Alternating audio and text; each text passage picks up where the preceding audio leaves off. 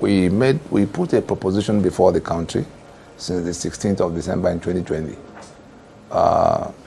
to propose that elections be deferred so that we can go reconstruct the damaged constitutional basis of Nigeria. And it is, that proposition didn't just drop from the sky. We called it constitutional force majeure because we were declaring an emergency around the question of the union agreement that had been, more or less toppled since 1966 and replaced by something totally strange to our original understanding. So we've ceased to be a federation, we've ceased to be a secular union, and the Constitution, the one they call the Constitution 1999, that now has turned our lives upside down, is what we are rejecting.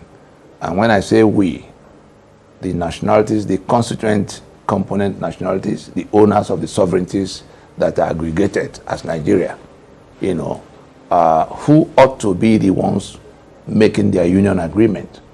Who were the ones who made their union agreement of 1960 that got toppled in 1966, but who have been pushed out of the way by an illicit federal government, the illicit federal government that emerged since 1967, since the truncation of the constitutions, the federating constitutions. You couldn't be talking about a federal government in the absence of a federation.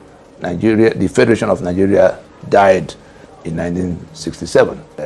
Told the story of how they came about the document. They said they formed a committee that went around and people wanted a return to 1979 constitution. And so, as a supreme military, as the ruling military council, they added and subtracted from that report and passed put forward what they have made out to be called the Constitution of 1999.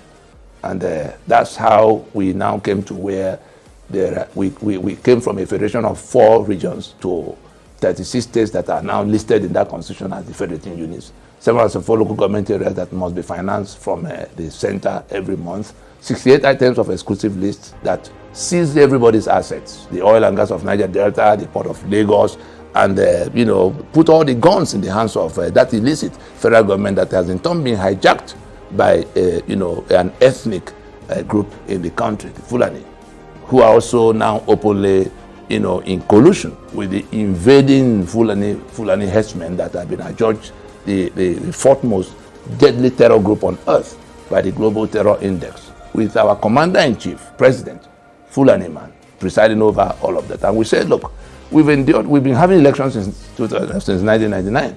We had one in 2003, another in 2007, another in 2015, yet another in 2019. What has it added to our life other than degeneration? And you can see where the country has gotten to on all indices. And we said, as statesmen, we've now put this proposition on the table, having worked out all of what will replace what we had. We're not anarchists. We say, let us go to transition now and begin to rework the damaged constitutional basis of Nigeria. Because on the basis of this 1999 constitution, I tell you that the owners of the constituent components, the owners of the sovereignty, Yoruba could be a country of 60 million people.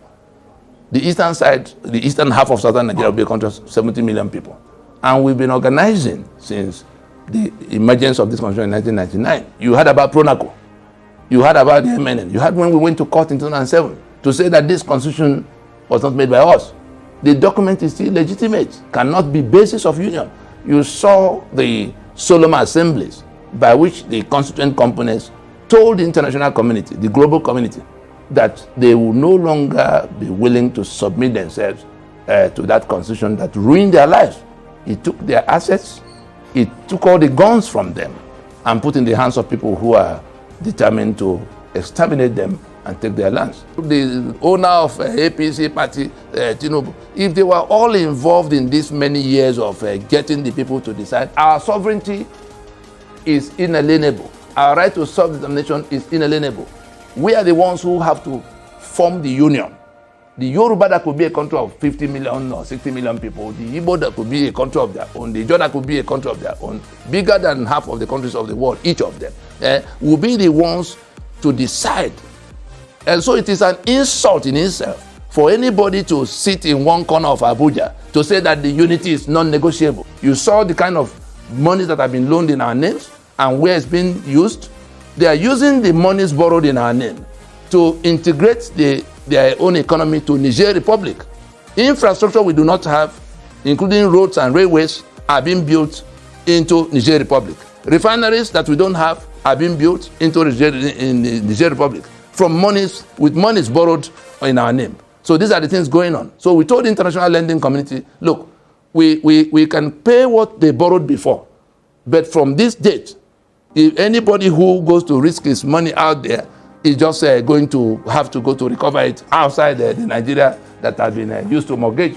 Is it not the same? Is it not the same UN? I was directly involved in what became this instrument. If you go, there are processes to it. It's not Antonio Guterres, Secretary General, and Amina, the Fulani woman sent to the place. These are secretariat, executive, members of the secretariat. You understand? That's all they are. The UN system is organized and managed. The Security Council when matters become very tough. There's the Trusteeship Council when we raise the kind of dispute we are raising that will deal with the matter. When you sit back in your village and hoping that there's a United Nations that will come somewhere, we went into the place, like I hinted you before. We were directly involved. Professor Soyinka, at my request, God bless him for that will go down what he did to be able to help get this thing out of the place. And Kofi Annan, that was secretary at the time, that we had finished Pronaco, and we were thinking of what to do to enforce our consensus without being accused of treason.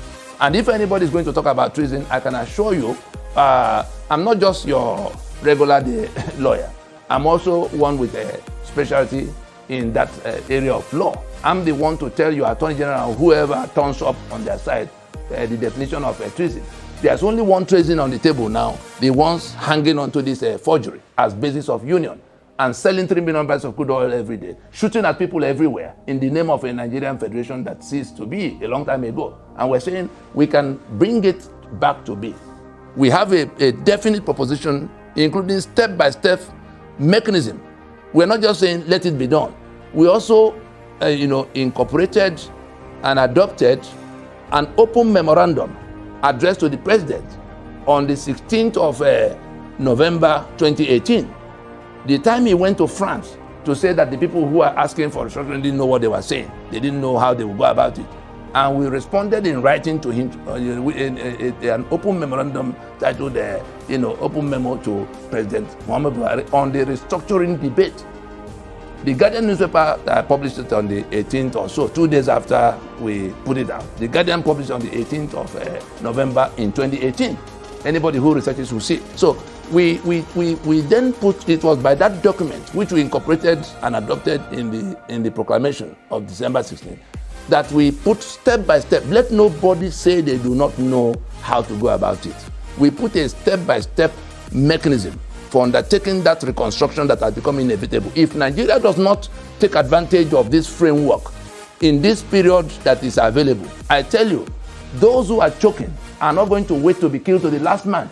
They've lost their assets in terms of Nigeria, the constitution that seized their economic assets, the ports of Lagos, the oil and gas of Niger Delta, the bitumen of Ondo, the limestone, and everything in between. They've lost the right to even generate electricity for themselves, the right to do their roads, their critical infrastructure, and the right to elect who will govern them. All of those things have been confiscated before. Now they are facing the danger of extermination by people who want to kill them off and take their land.